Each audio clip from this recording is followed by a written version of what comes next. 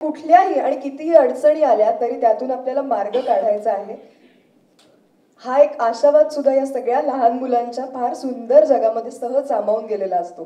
निर्मात्या मधुगंधा कुलकर्णी यांना आणि त्याचबरोबर एसएल व्हिजनचे फाउंडर या चित्रपटाचे निर्माते नितीन केणी सर यांना पुन्हा एकदा आपण टाळ्यांच्या गजरात या तिघांचं इथं स्वागत करूया.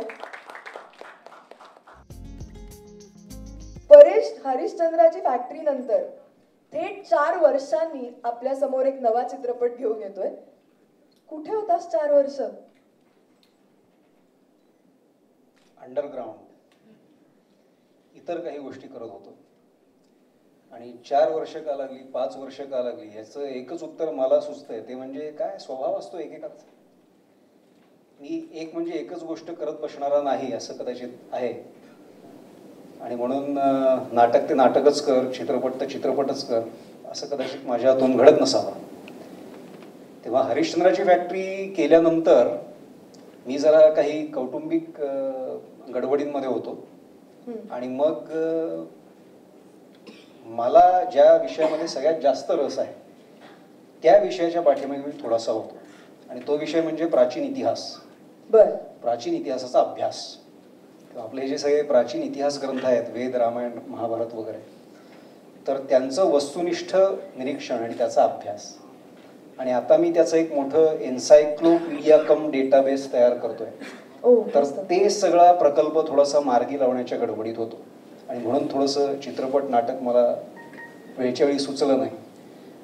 पण दरम्यान माझं लग्नही झालं आणि मग मला अनेक गोष्टी सुचायला लागल्या. पण म्हणजे एलिझाबेथ एकादशी हे त्या लग्नाचं फळ आहे असं आपण ते त्या लग्नाचं फळ आहे. अजून दुसऱ्या प्रकारची काही गोड बातमी नसली तरी देखील आमच्या लग्नातून उत्पन्न झालेलं हे अपत्य आमचं पहिलं आहे तुमच्या समोर आलेलं. त्याबद्दल एकदा सगळ्यांनी त्यांचं आपण अभिनंदन करूया. आणि हा तुमचा अशा पद्धतीचा प्रवास असा छान चालत राहू दे अशी आमच्या सगळ्यांकडनं शुभेच्छा आहे. मला मधुगंधा तुझ्याकडे येताना तुला असं विचारायचंय, मुळात तू एक संपूर्ण व्यक्तिमत्व आहेस असं मला वाटतं. कारण तू लेखिका आहेस, तू अभिनेत्री आहेस. या चित्रपटाबद्दल बोलायचं झालं तर मूळ कथा या चित्रपटाची तुझी आहे. पटकथा आणि संवाद परेशच्या जोडीने तू लिहिलेले आहेस. होणार असून मी या घरची सारखी एक अत्यंत गाजणारी डेली सोप तिचा स्क्रीन प्ले तू लिहितेस. जुळून येते रेशीम गाठी सारखी आणखीन एक अत्यंत गाजणारी डेली सोप ज्यात तू काम करते आहेस. हे सगळं मल्टीटास्किंग करत असताना निर्माती म्हणून सुद्धा या चित्रपटाची धुरा आपण अंगावर घ्यावी असं का वाटतं? धुरा निर्माता म्हणून धुरा अंगावर घ्यावी असं मला नाही वाटलं ऍक्च्युली. पण वेगळ्या प्रकारचे चित्रपटांची निर्मिती करायला निर्माते पुढे सरसावून येत नाहीत. आणि त्या प्रकारचा तद्दम मसाला असलेला चित्रपट नव्हता हा. आणि म्हणूनच आम्ही केला. आणि आम्हाला असं वाटलं की हरिश्चंद्राच्या फॅक्टरीचा एक अनुभव होताच निर्मितीचा. आणि मग आम्ही असं काही आम्हाला क्रिएटिव्ह कॉम्प्रोमाइजेस करायचे नव्हते की आम्हाला अशा प्रकारचा सिनेमा बनवायचा तर आम्हाला अशाच प्रकारचा सिनेमा बनवायचा आहे. मग त्याच्यात एक आयटम सॉन्ग घाला किंवा मग कास्टिंग हाच माणूस घ्या. म्हणजे परेशचं असं म्हणणं होतं की त्या पात्राच्या जवळ जाणारं व्यक्तिमत्व आपल्याला आर्टिस्ट म्हणून किंवा कास्ट म्हणून हवं आहे. तर बरेचदा काय होतं की एखाद्या माणसाने पैसा लावल्यानंतर त्याची काही मतं असतात, त्याचं काही म्हणणं असतं. तर आपल्याला आपल्या मनासारखा एक सिनेमा एका सिनेमाची निर्मिती करता यावी म्हणून आम्ही विचार केला की आपणच हा प्रोड्यूस करूया. क्या बात आहे. आणि मला असं वाटतं निश्चितच अतिशय कौतुकास्पद असा हा प्रयत्न असणार आहे. ट्रेलर्स बघून आमची उत्सुकता खूपच बळावली आहे. त्यामुळे लवकरात लवकर हा चित्रपट आमच्या भेटीला कधी येतो याची आम्ही सगळे वाट बघतोय. मला नितीन केणी सरांना विचारायचंय की सर तुम्ही NFDC मधनं अनेक फिल्म्स कान्सला घेऊन गेला. गजर सारखी एक फिल्म तुम्ही स्वतः त्याची निर्मिती केली. या सगळ्यामध्ये वावरताना अनेक वेगवेगळ्या पिढ्यांसोबत तुम्ही काम केलं. एसएल व्हिजन मार्फत लय भारी सारखा किंवा टाइमपास सारखा एक अतिशय ब्लॉकबस्टर हिट एसएल व्हिजननी दिला. त्याच बरोबरीने फॅन्ड्री किंवा डॉक्टर प्रकाश बाबा आमटे यासारखे सामाजिक भान सतत जपणारे चित्रपट सुद्धा त्याचा एसएल व्हिजनने प्रयत्न केला. या सगळ्यामध्ये एलिझाबेथ एकादशी ही फिल्म आपण प्रस्तुत करावी असं तुम्हाला का वाटलं? खूप वर्षापूर्वी वाटतं 1985 किंवा 86मध्ये मी एका फिल्ममध्ये इन्वॉल्ड होतो. ती फिल्म कान्सला गेली, त्याला गोल्डन कॅमेरा अवॉर्ड मिळाला. त्यानंतर ती फिल्म ऑस्करला गेली आणि नॉमिनेट झाली. त्या फिल्मचं नाव आहे सलाम बॉम्बे. आणि मला असं वाटतं की एलिझाबेथ एकादशी ही त्याच्यापेक्षा वरचढ, त्याच्यापेक्षा सुपिरियर फिल्म आहे. आणि this is something that S L. Vision can not stay away from. आणि अशा फिल्म्स जर आम्ही नाही बॅक केल्या, सपोर्ट केल्या, आणि आम्ही फक्त सपोर्ट केला कारण निर्मिती पूर्ण त्यांची आहे, तर एस.एल. विजनला काही हक्क नाही या फील्डमध्ये राहायचा, असं माझं ठाम मत आहे. क्या बात आहे. अशा पद्धतीचा एक खंबीर पाठिंबा समजा असेल तर मला असं वाटतं की वेगवेगळे विषय अधिकाधिक धाडसाने आपण प्रेक्षकांपर्यंत पोहोचवू शकू. एस.एल. विजनने नेहमीच याबद्दल आपलं मत ठामपणे मांडलेलं आहे. सर, इफीमध्ये ओपनिंग सेरेमनीचा मान एलिझाबेथ एकादशीने पटकावलाय. काय वाटतं, कशा पद्धतीचा रिस्पॉन्स असेल सगळ्या प्रेक्षकांचा? नाही, फिल्म तर अतिशय गोड आहे. It is something which is a crown. म्हणजे आमच्या एस.एल. विजनच्या दृष्टीने तर आमच्या सगळ्या फिल्ममध्ये उत्कृष्ट फिल्म आहे. लहान मुलांची कामं इतकं सुंदर आहेत. आणि या फिल्मचा जो सगळा जो रेंज आहे, स्कोप आहे, तो अतिशय इंटरनॅशनल लेवलचा आहे. त्यामुळे इफीला जेव्हा इंटरनॅशनल ऑडियन्स तिथे येईल आणि ती दाद मिळेल असं म्हणजे मी फक्त विचार करू शकतो. Because I have attended more than 10 Cannes Film Festivals and more than 25 IFFI so far. IFFIमधलं एक सेक्शन मी पूर्वी चालवायचो. तर मला असं वाटतं की ट्रिमेंडस रिस्पॉन्स मिळेल. आणि याच्या म्हणजे फॉरेन फेस्टिवलचे लोक या फिल्मच्या मागे लागतील. We have to actually Mokashi see की कुठे जायचं आणि कुठे जायचं नाही, काय करायचं आणि काय करू नये. कारण this is a moment, there is always a moment जेव्हा वेव येते आणि आपण त्या वेवच्या अतिशय टॉपवर असतो आणि राईट डिसिजन घेतले तर आपण खरंच वर होतो. आणि he is a extremely great talent of Marathi, not only Marathi, I think international talent. I can see that. म्हणजे I don't know what future years are there for him, but we would always like to be with him, support him for what ever he does. हिंदीमध्ये असेल, मराठीत असेल, इंग्रजीत असेल, we want to be there because he is an extremely talented person. आणि आत्ता सांगितल्याप्रमाणे he is not just a film maker, he is a observer of human nature, observer of human civilization. आणि हे फार महत्त्वाचं असतं एखाद्या दिग्दर्शकाला की त्याचा विविध भागांमध्ये, विविध विषयामध्ये अभ्यास असावा, इंटरेस्ट असावा. हे फार महत्त्वाचं आहे. फक्त म्हणजे एक film is only a reflection of our life. आणि ते रिफ्लेक्शन इतक्या सुंदरपणे मांडलेलं आहे त्यांनी की I hope he does few films but some great films. आणि आता पुन्हा एकदा एलिझाबेथ एकादशी सारखी एक वेगळीच फिल्म तू घेऊन येतो आहेस. टायटल पासूनच, या चित्रपटाच्या शीर्षकापासूनच एक वेगळेपण आहे. एलिझाबेथही आहे आणि एकादशी आहे. काय नेमकं टायटल असं का? तज्ज्ञांचं असं म्हणणं आहे की मी ह्या विषयावर फार फोडाफोडी करू नये आणि म्हणून मी फार फोडाफोडी करणार नाहीये. मला माफ करा. एवढंच सांगतो की हे टायटल उत्सुकता निर्माण करताय ना, आता ती 14 नोव्हेंबरपर्यंत टिकवून ठेव आणि 14ला डायरेक्ट थिएटरमध्ये जाऊनच त्याचा उलगडा करून घ्या. आणखीन एक सगळ्यांच्या मनात आपल्या प्रश्न निर्माण झाला असणारे, आपण सगळ्यांनी या चित्रपटाचं ट्रेलर पाहिलंय, प्रोमो पाहिलाय आणि 3 अतरंग मुलांसोबत काही आणखीन अतरंग मुलांची टीम गोंधळ मांडताना एक आपल्याला या ट्रेलरमध्ये दिसले. ही सगळी हिरे माणकं, रत्न, जड जवाहिरे हे कुठून गोळा केले? या मुलांची निवड कशी केली? आम्ही जेव्हा हा चित्रपट लिहून पूर्ण केला तेव्हा आमच्या लक्षात आलं की आम्ही स्वतःला खूप मोठ्या अडचणींच्या महापुरामध्ये लोटून घेतलेला आहे. पहिली मोठी अडचण ते म्हणजे हा चित्रपट पंढरपुरातच चित्रित होणं अत्यंत गरजेचं आहे, हे आमच्या कथेवरून आमच्या लक्षात आलं. दुसरी मोठी अडचण म्हणजे ऐन वारीमध्ये जाऊन त्याचं शूटिंग करणं क्रमप्राप्त आहे, हे आम्हाला जाणवलं. आणि तिसरी महत्वाची गोष्ट म्हणजे लहान मुलं मुख्य भूमिकेत आहेत आपल्या चित्रपटात. लिहिताना काय, लेखकाला काय, फक्त कल्पनाच असते. वचने रे किम दरिद्रता, माणूस लिहित असतो. पण लिहिल्यानंतर खरोखरच दरिद्री तर होणार नाही ना आपण हा चित्रपट करून, याची एक वेगळी काळजी घ्यायला लागते. तर ह्या 3 मोठ्या अडचणी आहेत असं आम्हाला पहिल्यांदा वाटत होतं आणि म्हणून आम्ही एकमेकांना निक्षून बजावलं की पहिल्यांदा पंढरपूरला जाऊ आणि जर योग्य मुलं मिळाली तरच आपण हा चित्रपट करायचा. नाहीतर मग ही कार्तिकी गेली तर पुढची आषाढी, तोपर्यंत मुलं नाही मिळाली तर त्याच्या पुढची कार्तिकी, अशा आपल्या वाऱ्या चालू ठेवायच्या योग्य मुलं मिळेपर्यंत. पण मुलं चांगली मिळाली पाहिजे. पण आता काय हा नशिबाचा भाग म्हणायचा का काय मला माहिती नाही, पण आमच्या पहिल्याच भेटीमध्ये आम्हाला ही जी काही 3 नररत्न आहेत ती आमच्या वाट्याला आली. आणि 3च नाही तर ती सगळी जी गँग आहे त्यांची 5-7 मुलांची, तर ती सगळी एकापेक्षा एक वरचढ मुलं आम्हाला एकगठ्ठा अशी एका वर्गात सापडली. आणि याचं मुख्य श्रेय जातं पंढरपूरकरांना आणि विशेषतः कवठेकर प्रशालेला, की ज्यांच्या त्या मास्तरांमुळे ही मुलं एकतर अशा प्रकारची ॲक्टिव्हिटी करणारी होती आणि त्या शाळेनी आणि त्या गुरुजींनी इतकं सहकार्य केलं. त्यांच्या सगळ्या परीक्षा रद्द केल्या, ॲडजस्ट केल्या, काय केलं नाही विचार. तर अशा सगळ्या गोष्टी करून करून आम्हाला ती मुलं कशी उपलब्ध होऊ शकतील याची त्यांनी पूर्ण खबरदारी घेतली. आणि मुलं आवडली आणि लगेच आम्ही निर्णय घेतला की आज सप्टेंबर आहे, मुलं आवडलेली आहेत, आता येती कार्तिकी नोव्हेंबरमध्ये आपण चित्रीकरणाला सुरुवात करायची.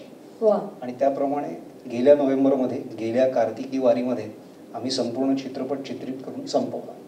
आणि आज त्याचं हे रूप आपल्या समोर आहे सगळ्यांच्याच. कशा पद्धतीची विचार प्रक्रिया होती, काय थॉट प्रोसेस होती? जसं नितीन सरांनी सांगितलं की परेश हा अत्यंत टॅलेंटेड डिरेक्टर आहे, ते माझंही मत आहे. आणि मला सतत असं वाटायचं की माझ्यासारख्या लेखकाची, आपल्या चर्चांमधून जाणवलं नाही मला कधी, मला नेहमीच असं वाटायचं की मी लिहिलेलं एखादं नाटक किंवा मी लिहिलेली एखादी फिल्म परेशने डिरेक्ट करावी. आणि माझा बारीक बारीक घरगुती स्ट्रगल चालू असायचं की आपण ह्याच्यावर करूया का, घरगुती स्ट्रगल की आपण ह्याच्यावर करूया का, आपण तसं करूया का. आणि माझ्या बहुतांशी कथा ज्या मला खूप भारी आहेत असं वाटलं होतं त्या त्यांनी रिजेक्ट केल्या होत्या की ह्याचं काही नाही होऊ शकत वगैरे. आणि आम्ही खूप चांगले मित्र आहोत ॲक्च्युली. आणि आम्ही असेच गप्पा मारता मारता, माझं बालपण पंढरपुरात गेलेलं आहे आणि मी माझ्या बालपणीचे काही 1-2 प्रसंग त्याला सांगितले. त्याच्यावर आम्ही खूप हसलो. आणि परेश असं म्हणाला की ह्याच्यावर उत्तम फिल्म होऊ शकते. आणि मी ती संधी लगेच पकडली आणि पटापट मी कथा लिहून काढली, त्याला ती दाखवली आणि त्याला कथा आवडली. त्याच्यावर पटकथा त्यांनी स्वतःच लिहिलेली आहे. आणि मग संवाद आम्ही दोघांनी मिळून लिहिलेत फिल्मचे. आणि अशा पद्धतीने ती फिल्म उदयास आली. परेश, दिग्दर्शक म्हणून हरिश्चंद्राच्या फॅक्टरीमध्ये वेगवेगळ्या लोकांसोबत तू काम केलेलं होतंस, किंवा संशय कल्लोळच्या निमित्ताने किंवा बोंबिलवाडीच्या निमित्ताने म्हणा, लग्न कल्लोळ, बोंबिलवाडी, या सगळ्या नाटकांमधून तू अनेक कलाकारांसोबत, पण वयाने मोठ्या कलाकारांसोबत काम केलेलं होतंस. पण अचानकपणे तू आम्हाला बघताना तरी खूप सिरियस आणि असा माणूस वाटतो आहेस. या 3 मुलांसोबत एस्पेशली काम करतानाचा अनुभव काय होता? अरे अवर्णनीय आहे ते सगळं. कारण मुळात त्यांच्या निवडीपासून ती प्रक्रिया सुरू झाली. थोडासा लहान मुलांबरोबर काम करण्याचा अनुभव हरिश्चंद्राच्या फॅक्टरीमध्ये होता. अथर्व आणि मोहित ही फाळके कुटुंबातली 2 त्यांची मुलं ती होती. पण ती खूपच गुणी होती, खूपच शांत होती, सुस्वभावी होती. आणि तशीच ही मुलं होती पहिल्यांदा.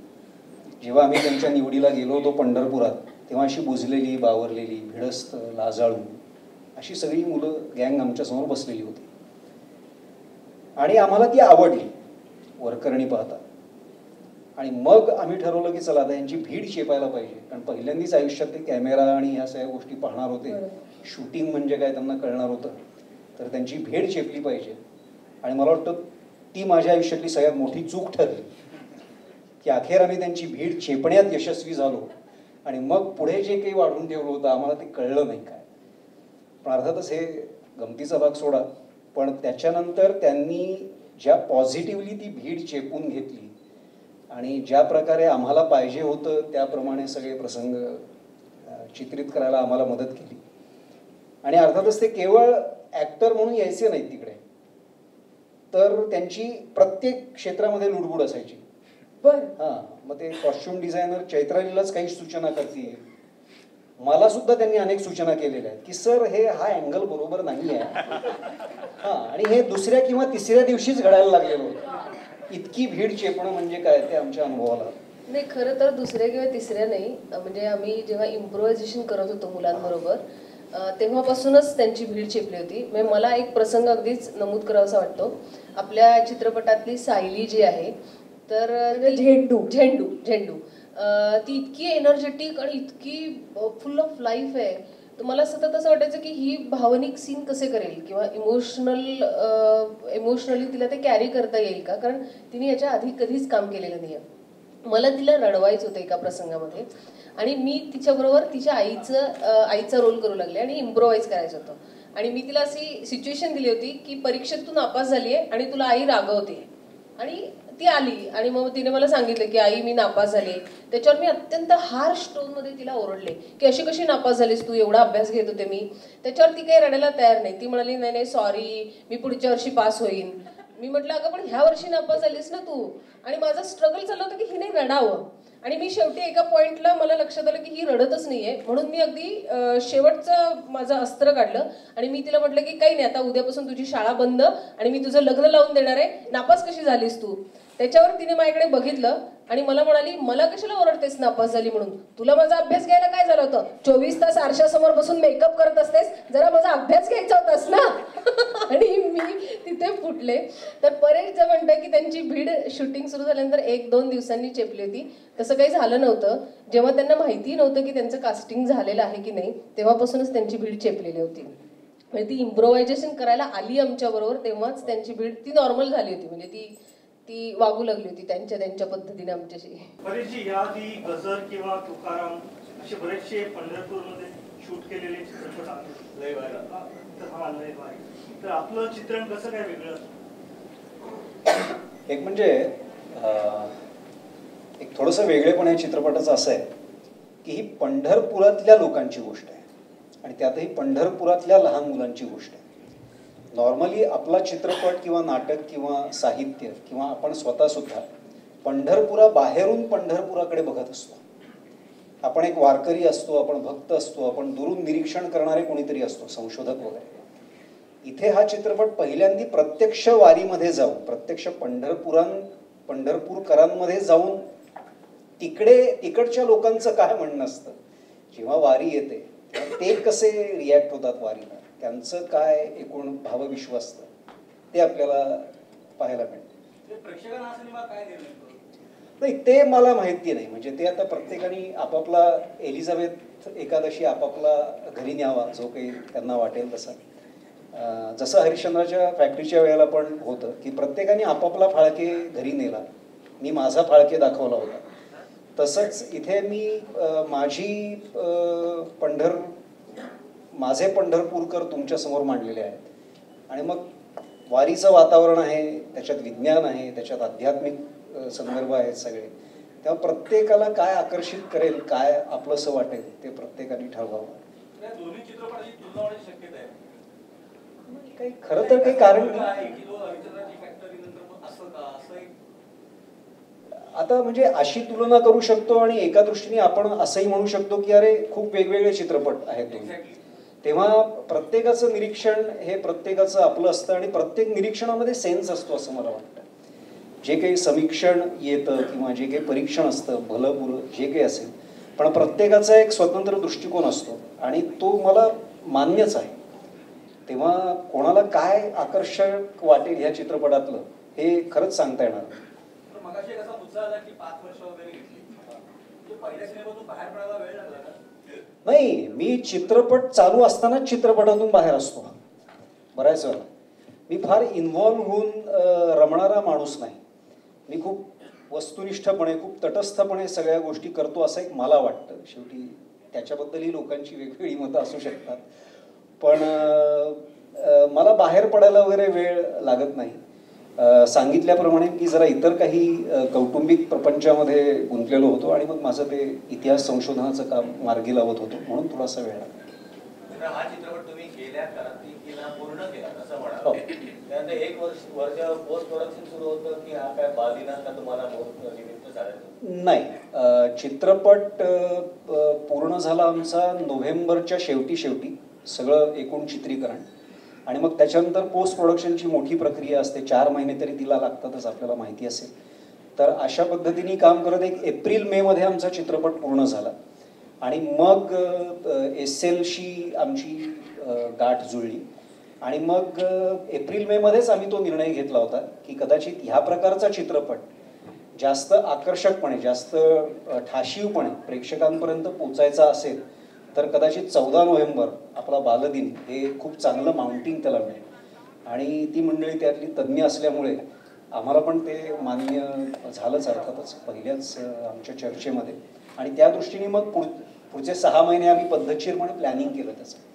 कारण शेवटी कुठलेही स्टार नसलेला चित्रपट, कुठल्याही प्रकारची गाणी बजावणी नसलेला चित्रपट जेव्हा लोकांपर्यंत घेऊन जायचा असतो तेव्हा तुम्हाला खूप काळजीपूर्वक त्याची पायाभरणी करणं क्रमप्राप्त असतं, आणि ते तर ह्याच्यातले एक्सपर्टच आहेत. आणि त्यांच्याचमुळे आज इतर सगळ्या सुपरहिट चित्रपटांप्रमाणेच आमची सुद्धा दिवाळी साजरी झाली या नोव्हेंबरमध्ये, हे नम्रपणे नमूद करावं असं वाटतं. तेव्हा त्यांच्या त्या ह्या क्षेत्रातल्या विशेषत्वाचा, विशेषज्ञ असण्याचा आम्हाला खूप फायदा झाला.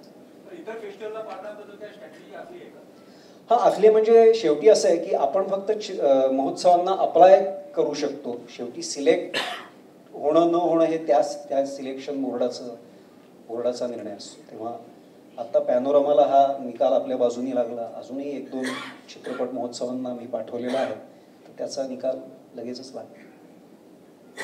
बरीचशी प्रोमो पाहिल्यावर इराणियन फिल्मचं इन्फ्लुएन्स तुमच्या डेटिंगमध्ये दिसतं, तर त्यासाठी काही इन्फ्लुएन्स? नाही, असं तुम्हाला वाटलं असेल तर अर्थातच ते मला मान्य आहे, पण माझ्या मनामध्ये असं काही नाही की अमुक एक चित्रपट म्हणा किंवा अमुक एक दिग्दर्शक म्हणा. कसं असतं, एक तुम्ही शेवटी एक व्यक्ती असता, एक माणूस असता पहिल्यांदी या समाजामध्ये वावरणं, तेव्हा तुमच्या आजूबाजूला जे काही चाललंय त्याचा बरा वाईट परिणाम तुमच्यावर होतच असतो. तर त्याच प्रकारे माझ्या सिनेमांवर, नाटकांवर किंवा इतर माझे जे काही लेख किंवा माझं जे काही संशोधन असेल त्याच्यावर हा सगळा परिणाम होत असतो. मला तो उकलून सांगता येणार नाही की कशामुळे नेमका काय प्रभाव पडला, पण मी स्वतः वर्ल्ड सिनेमा पाहणारा माणूस असल्यामुळे पहिला प्रेक्षक आहे मी, आणि मग मी चित्रपट दिग्दर्शक किंवा लेखक आहे. तेव्हा चित्रपट प्रेक्षक असताना जे काही संस्कार माझ्या मनावर झालेले आहेत या थोरा मोठ्यांच्या चित्रपटांचे, ते स्वाभाविकपणे जर माझ्या चित्रपटातून तुम्हाला पाहायला मिळत असतील तर अर्थातच हा त्यांचा विजय आहे माझ्यापेक्षा. पण अर्थातच हे सगळे प्रभाव आणि हे सगळे परिणाम आपल्यावर होत असतात या ना या प्रकारे. तेव्हा ह्या सगळ्या परिणामांसकट, प्रभावांसकट आपली पुढची कलाकृती तुमच्यासमोर येत असते कोणाची. तेव्हा हे मान्य आहे मला, असं काही तुम्हाला वाटत असेल तर अगदीच बरोबर आहे. तुम्ही ठरवलं तर. शेवटी कसं आहे की फिल्म मेकर स्वतःच्या सिनेमाला स्वतःच वर्ल्ड सिनेमा आहे असं म्हणू शकत नाही, ती आत्मप्रौढी होते. शेवटी ते प्रेक्षकांनी ठरवायचं आहे, तुमच्यासारख्या जाणकार समीक्षकांनी, टीकाकारांनी ठरवायचं आहे. तेव्हा हा तुमचा निर्णय आहे की हा खरोखरच कुठल्या प्रकारचा सिनेमा आहे, कुठल्या कॅटेगरीत तुम्हाला तो बसवायला आवडेल, त्याचं काही ठरवायचं. नितीनजी, तुमची प्रमोशनल आणि रिलीज स्ट्रॅटेजी काय असणार आहे? म्हटल्याप्रमाणे ते एक सिक्रेट आहे आणि ते सिक्रेट असावं असं मला वाटतं. प्रत्येक फिल्मचं एक सोल असतो, आत्मा असतो, आणि प्रत्येक चित्रपट आपल्याला सांगून जातो की आपल्याला कशा प्रकारे लोकांपर्यंत पोचायचं आहे. आणि ह्या चित्रपटाची जी एक प्युरिटी आहे, यांनी विचारलं की चित्रपटात काय एक्झॅक्टली लोक घेऊन जातील, बाकी बऱ्याच गोष्टी, कारण प्रत्येकाचं परसेप्शन वेगळं आहे, प्रत्येकाचा एक्सपिरियन्स वेगळा आहे, आणि तो आपण त्याला जोडत असतो आणि त्यातनं काहीतरी घेत असतो. पण एक गोष्ट नक्कीच आहे की this is a film of purity, of relationship and of humanity, हे नक्कीच आहे. तर त्यातनंच आम्हाला एक दिशा मिळते की what we should do and what we should not do. तर स्ट्रॅटेजी त्याप्रमाणेच आखली गेली.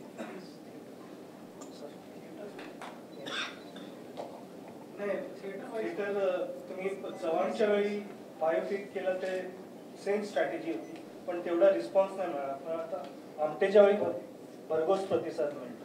रिलीज स्ट्रॅटेजी काय असतं याच्यामध्ये की सगळ्या गोष्टी जुळून आल्या पाहिजेत.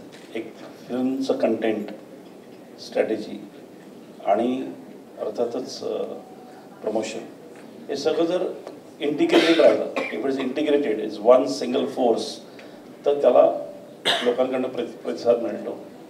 कुठे कंटेंट वीक असेल आणि स्ट्रॅटेजी आणि प्रमोशन चांगलं असलं तरी कंटेंट वीक असला थोडासा, आणि I can say for sure that Yashwantrao as a content, cinema content was weak, it was more of a docu feature. तर प्रत्येक फिल्मचं एक ॲज आय सेड एक प्रकृती असते त्याची, आणि त्याप्रमाणे स्ट्रॅटेजी आम्ही आखतो. आता ती सक्सेसफुल होणं ते शेवटी प्रेक्षक ठरवतो. पण मला वाटतं I have tremendous confidence that this is one film which has merits, creative merits as well as commercial merits. अनेक शुभेच्छांसकट आपण या सगळ्यांना यांच्या पुढच्या प्रवासाला शुभेच्छा देऊया आणि ही पत्रकार सभा, ही प्रेस कॉन्फरन्स इथेच संपवूया. Thank you so much.